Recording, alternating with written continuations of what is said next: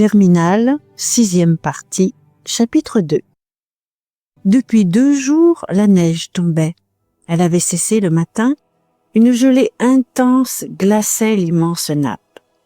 Et ce pays noir, aux routes d'encre, aux murs et aux arbres poudrés des poussières de la houille, était tout blanc, d'une blancheur unique à l'infini.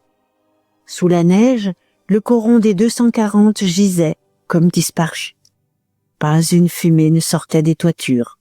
Les maisons sans feu, aussi froides que les pierres des chemins, ne fondaient pas l'épaisse couche des tuiles. Ce n'était plus qu'une carrière de dalles blanches dans la plaine blanche, une vision de village mort, drapé de son linceul. Le long des rues, les patrouilles qui passaient avaient seules laissé le gâchis boueux de leur piétinement.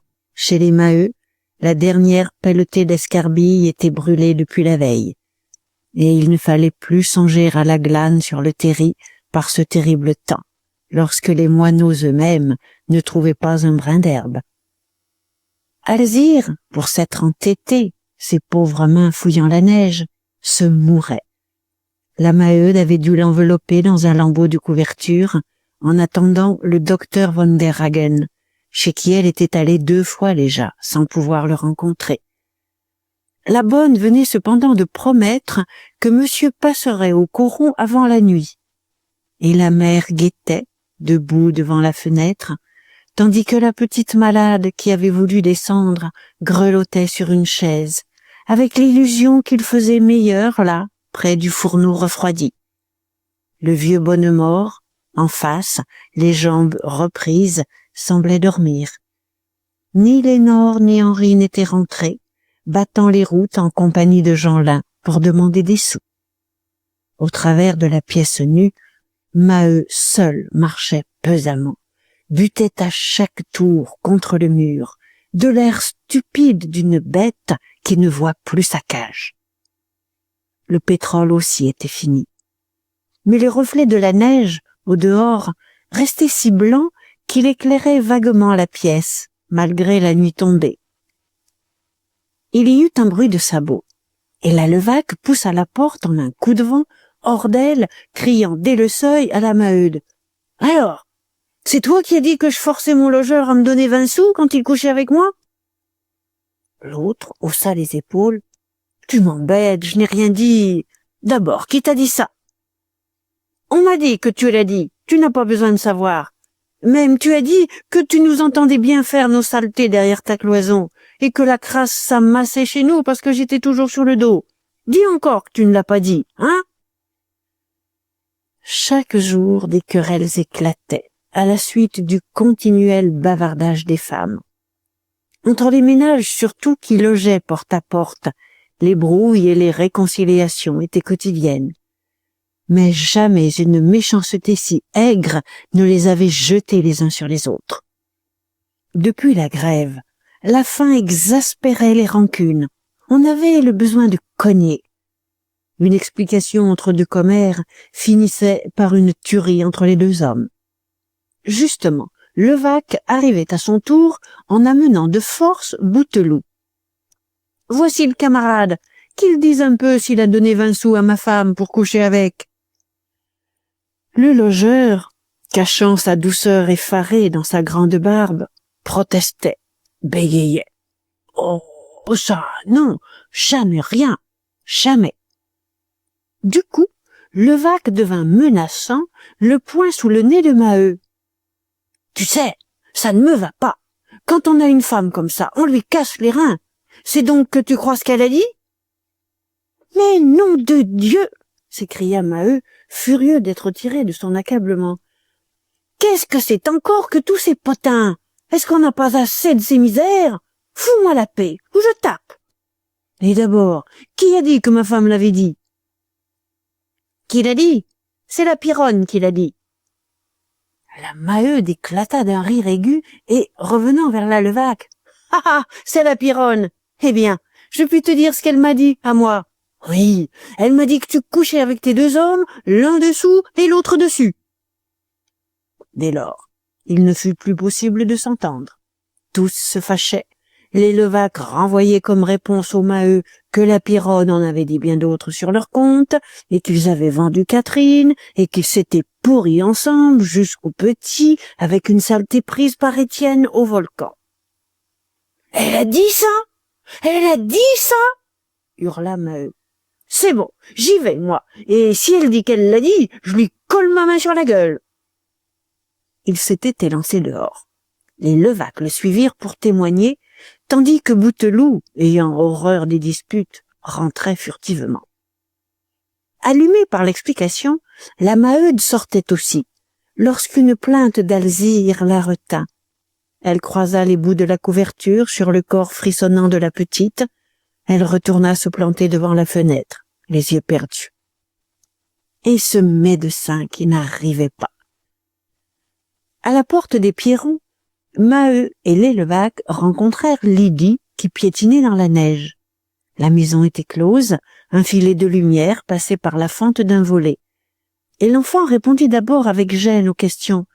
Non, son papa n'y était pas. Il était allé au lavoir rejoindre la mère brûlée pour rapporter le paquet de linge. Elle se troubla ensuite, refusant de dire ce que sa maman faisait. Enfin, elle lâcha tout dans un rire sournois de rancune. Sa maman l'avait flanquée à la porte parce que M. Dansaert était là et qu'elle les empêchait de causer. Celui-ci, depuis le matin, se promenait dans le coron avec 2 gendarmes, tâchant de racoler des ouvriers, pesant sur les faibles, annonçant partout que si l'on ne descendait pas le lundi au Voreux, la compagnie était décidée à embaucher des borains. Et comme la nuit tombait, il avait renvoyé les gendarmes en trouvant la Pironne seule. Puis, il était resté chez elle à boire un verre de genièvre devant le bon feu. « Chut, taisez-vous, faut les voir !» murmura Levaque avec un rire de paillardise. « On s'expliquera tout à l'heure. Va-t'en, toi, petite garce !» Lydie recula de quelques pas pendant qu'il mettait un œil à la fente du volet. Il étouffa de petits cris. Son échine se renflait dans un frémissement. À son tour, la Levaque regarda, mais elle dit, comme prise de colique, que ça la dégoûtait. Maheu, qui l'avait poussé, voulant voir aussi, déclara qu'on en avait pour son argent. Et ils recommencèrent, à la file, chacun son coup d'œil, ainsi qu'à la comédie. La salle, reluisante de propreté, s'égayait du grand feu. Il y avait des gâteaux sur la table, avec une bouteille et des verres. Enfin, une vraie noce. Si bien que ce qu'ils voyaient là-dedans finissait par exaspérer les 2 hommes, qui, en d'autres circonstances, en auraient rigolé 6 mois. Qu'elle se fit bourrer jusqu'à la gorge, les jupes en l'air, c'était drôle. Mais nom de Dieu, est-ce que ce n'était pas cochon de se payer ça devant un si grand feu et de se donner des forces avec des biscuits lorsque les camarades n'avaient ni une fichette de pain ni une escarbille de houille? « V'là papa !» cria Lydie en se sauvant. Pierron revenait tranquillement du lavoir, le paquet de linge sur une épaule. Tout de suite, Maheu l'interpella. « Dis donc, on m'a dit que ta femme avait dit que j'avais vendu Catherine et que nous nous étions tous pourris à la maison. Et chez toi, qu'est-ce qu'il te la paie, ta femme, le monsieur qui est en train de lui user la peau ?» Pierron ne comprenait pas, lorsque la Pironne, prise de peur en entendant le tumulte des voix, perdit la tête au point d'entrebâiller la porte pour se rendre compte. On l'aperçut, toute rouge, le corsage ouvert, la jupe encore remontée, accrochée à la ceinture, tandis que dans le fond, Dansaert se reculottait éperdument. Le maître Porion se sauva, disparut, tremblant qu'une pareille histoire n'arrivât aux oreilles du directeur. Alors, ce fut un scandale affreux, des rires, des huées, des injures. « Toi qui dis toujours des autres qu'elles sont sales !» criait la Levaque à la Pironne. « Ce n'est pas étonnant que tu sois propre si tu te fais récurer par les chefs. »« Ah, ça lui va de parler !» reprenait Levaque. « En voilà une salope qui a dit que ma femme couchait avec moi et le logeur, l'un dessous et l'autre dessus. Oui, on m'a dit que tu l'as dit. » Mais la Pironne, calmée, tenait tête aux gros mots, très méprisante dans sa certitude d'être la plus belle et la plus riche. « J'ai dit ce que j'ai dit, fichez-moi la paix, hein? Est-ce que ça vous regarde, mes affaires? Tas de jaloux qui nous en voulaient parce que nous mettons de l'argent à la caisse d'épargne. Allez, allez, vous aurez beau dire, mon mari sait bien pourquoi monsieur Dansaert était chez nous. » En effet, Piron s'emportait, défendait sa femme. La querelle tourna, on le traita de vendu, de mouchard, de chien de la compagnie, on l'accusa de s'enfermer pour se gaver des bons morceaux dont les chefs lui payaient ses traîtrises.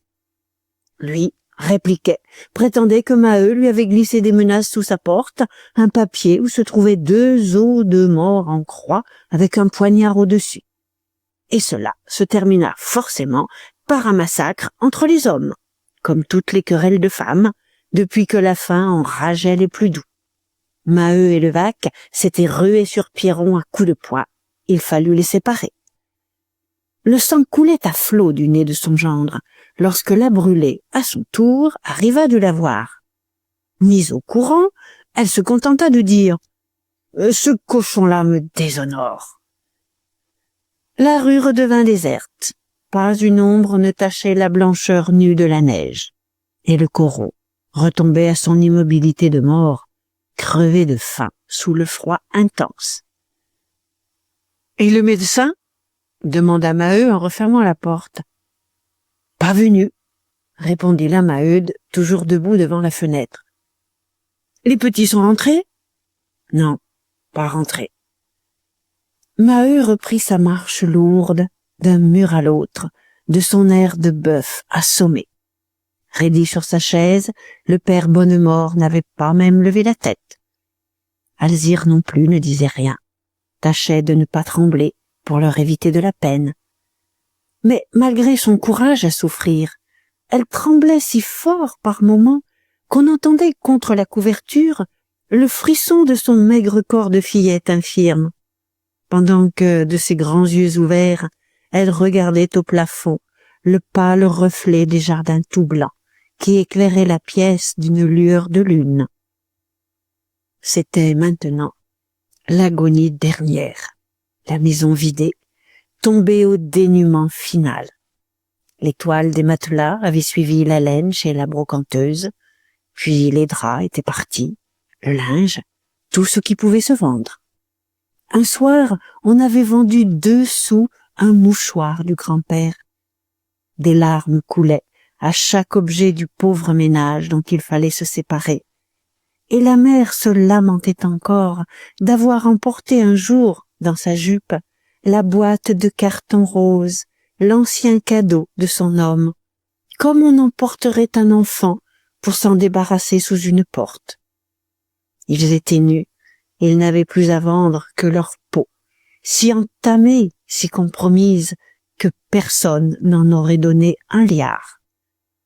Aussi, ne prenait-il même pas la peine de chercher. Il savait qu'il n'y avait rien, que c'était la fin de tout, qu'il ne devait espérer ni une chandelle, ni un morceau de charbon, ni une pomme de terre. Et ils attendaient d'en mourir. Ils ne se fâchaient que pour les enfants, car cette cruauté inutile les révoltait d'avoir fichu une maladie à la petite avant de l'étrangler. « Enfin, le voilà !» dit la Maheude. Une forme noire passait devant la fenêtre. La porte s'ouvrit, mais ce n'était point le docteur Van der Hagen. Ils reconnurent le nouveau curé, l'abbé Ranvier, qui ne parut pas surpris de tomber dans cette maison morte, sans lumière, sans feu, sans pain. Déjà, il sortait de 3 autres maisons voisines, allant de famille en famille, racolant des hommes de bonne volonté, ainsi que Dansaert avec ses gendarmes. Et tout de suite, il expliqua, de sa voix fiévreuse de sectaire, « Pourquoi n'êtes-vous pas venus à la messe dimanche, mes enfants? Vous avez tort, l'église seule peut vous sauver. Voyons, promettez-moi de venir dimanche prochain. » Maheu, après l'avoir regardé, s'était remis en marche, pesamment, sans une parole. Ce fut la Maheude qui répondit. « À la messe, monsieur le curé, pourquoi faire? Est-ce que le bon Dieu ne se moque pas de nous? Tenez, qu'est-ce que lui a fait ma petite qui est là à trembler la fièvre? Nous n'avions pas assez de misère, n'est-ce pas? Il fallait qu'il me la rendît malade, lorsque je ne puis seulement lui donner une tasse de tisane chaude. » Alors, debout, le prêtre parla longuement. Il exploitait la grève, cette misère affreuse, cette rancune exaspérée de la faim, avec l'ardeur d'un missionnaire qui prêche des sauvages pour la gloire de sa religion.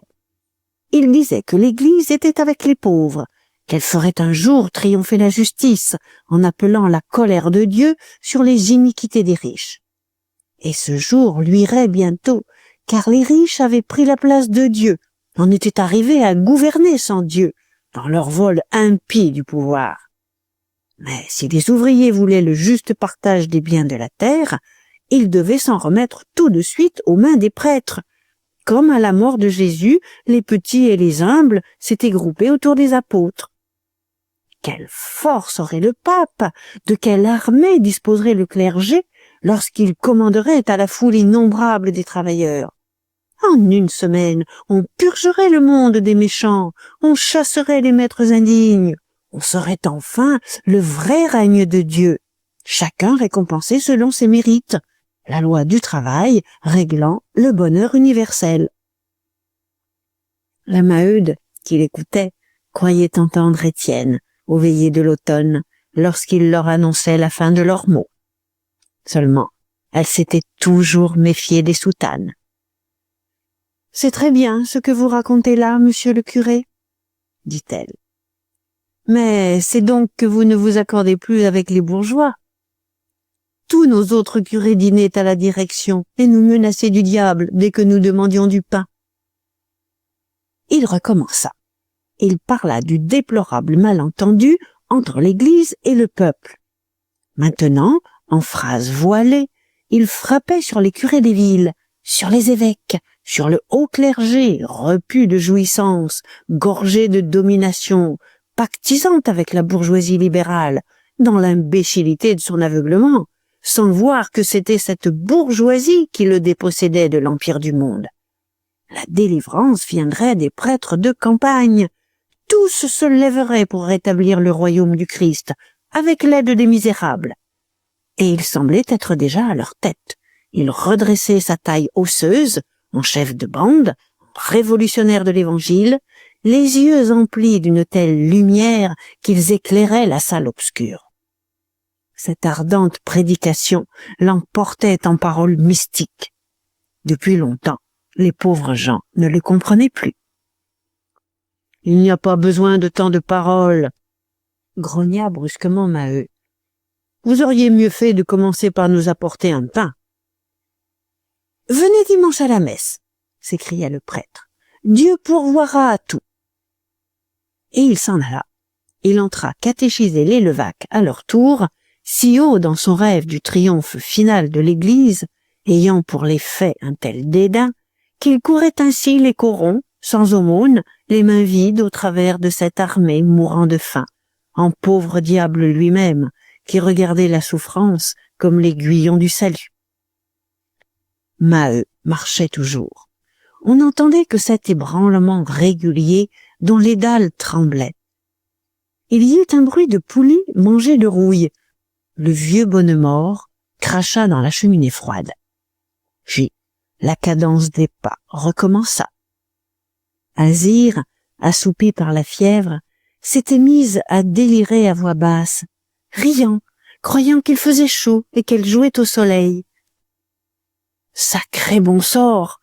murmura la Maheude, après lui avoir touché les joues. « La voilà qui brûle à présent. Je n'attends plus ce cochon, les brigands lui auront défendu de venir. » Elle parlait du docteur et de la compagnie. Pourtant, elle eut une exclamation de joie en voyant la porte s'ouvrir à nouveau. Mais ses bras retombèrent. Elle resta toute droite, le visage sombre. « Bonsoir », dit à demi-voix Étienne lorsqu'il eut soigneusement refermé la porte. Souvent, il arrivait ainsi à la nuit noire. Les Maheu, dès le second jour, avaient appris sa retraite, mais il gardait le secret. personne dans le coron ne savait au juste ce qu'était devenu le jeune homme. Cela l'entourait d'une légende. On continuait à croire en lui, des bruits mystérieux couraient. Il allait reparaître avec une armée, avec des caisses pleines d'or. Et c'était toujours l'attente religieuse d'un miracle, l'idéal réalisé, l'entrée brusque dans la cité de justice qu'il leur avait promise. Les uns disaient l'avoir vu au fond d'une calèche, en compagnie de 3 messieurs sur la route de Marchienne. D'autres affirmaient qu'il était encore pour 2 jours en Angleterre. À la longue, cependant, la méfiance commençait. Des farceurs l'accusaient de se cacher dans une cave où la mouquette lui tenait chaud. Car cette liaison connue lui avait fait du tort. C'était, au milieu de sa popularité, une lente désaffection, la sourde poussée des convaincus pris de désespoir et dont le nombre, peu à peu, devait grossir. « Quel temps de chien !» ajouta-t-il. « Et vous, rien de nouveau? Toujours de pire en pire. On m'a dit que le petit Négrel était parti en Belgique chercher des borains. Ah, nom de Dieu, nous sommes fichus si c'est vrai. » Un frisson l'avait saisi en entrant dans cette pièce glacée et obscure, où ses yeux durent s'accoutumer pour voir les malheureux, qu'il y devinait à un redoublement d'ombre. Il éprouvait cette répugnance, ce malaise de l'ouvrier sorti de sa classe, affiné par l'étude, travaillé par l'ambition. Quelle misère! Et l'odeur, et les corps en tas, et la pitié affreuse qui le serrait à la gorge. Le spectacle de cette agonie le bouleversait à un tel point qu'il cherchait des paroles pour leur conseiller la soumission. Mais, violemment, Maheu s'était planté devant lui, criant « Des borins! Ils n'oseront pas, les gens foutres! Qu'ils fassent donc entendre des borins s'ils veulent que nous démolissions les fosses !» D'un air de gêne, Étienne expliqua qu'on ne pourrait pas bouger, que les soldats qui gardaient les fosses protégeraient la descente des ouvriers belges. Et Maheu serrait les poings, irrité surtout, comme il disait, d'avoir ces baïonnettes dans le dos. Alors, les charbonniers n'étaient plus les maîtres chez eux. On les traitait donc en galériens pour les forcer au travail, le fusil chargé. Il aimait son puits, ça lui faisait une grosse peine de n'y être pas descendu depuis 2 mois. Aussi voyait-il rouge à l'idée de cette injure, de ces étrangers qu'on menaçait d'y introduire. Puis, le souvenir qu'on lui avait rendu son livret lui creva le cœur. « Je ne sais pas pourquoi je me fâche, » murmura-t-il. « Moi, je n'en suis plus de leur baraque. Quand ils m'auront chassé d'ici, je pourrais bien crever sur la route. »« Laisse donc, » dit Étienne. « Si tu veux, ils te reprendront demain, ton livret.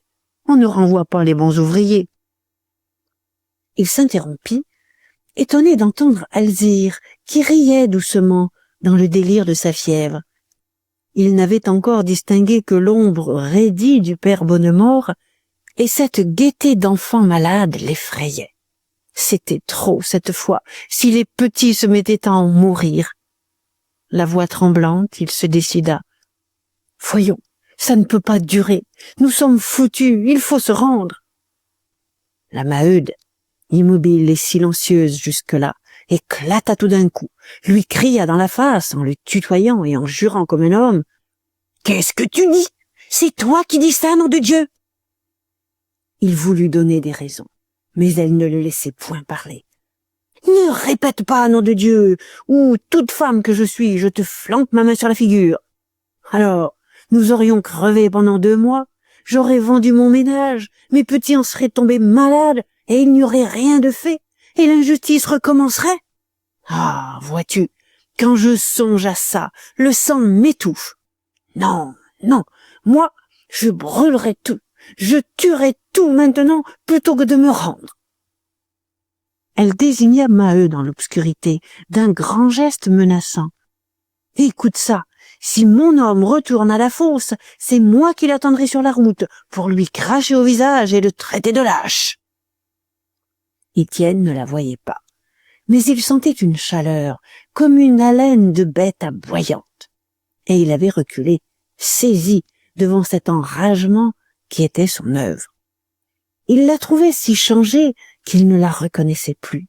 De tant de sagesse autrefois, lui reprochant sa violence, disant qu'on ne doit souhaiter la mort de personne. Puis à cette heure, refusant d'entendre la raison, parlant de tuer le monde. Ce n'était plus lui, c'était elle qui causait politique, qui voulait balayer d'un coup les bourgeois, qui réclamait la République et la guillotine, pour débarrasser la terre de ces voleurs de riches, engraissés du travail des mœurs de faim. Oui, de mes 10 doigts je les écorcherai. En voilà assez peut-être, notre tour est venu, tu le disais toi-même.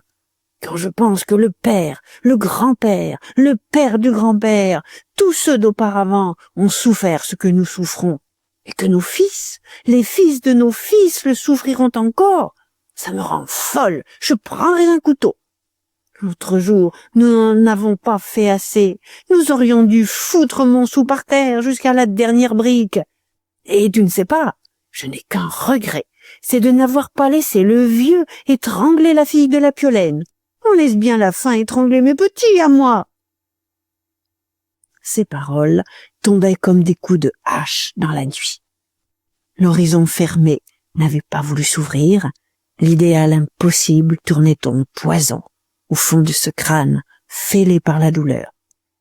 « Vous m'avez mal compris », put encore dire Étienne qui battait en retraite. « On devrait arriver à une entente avec la compagnie.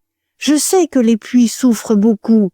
Sans doute elle consentirait à un arrangement. »« Non, rien du tout !» hurla-t-elle.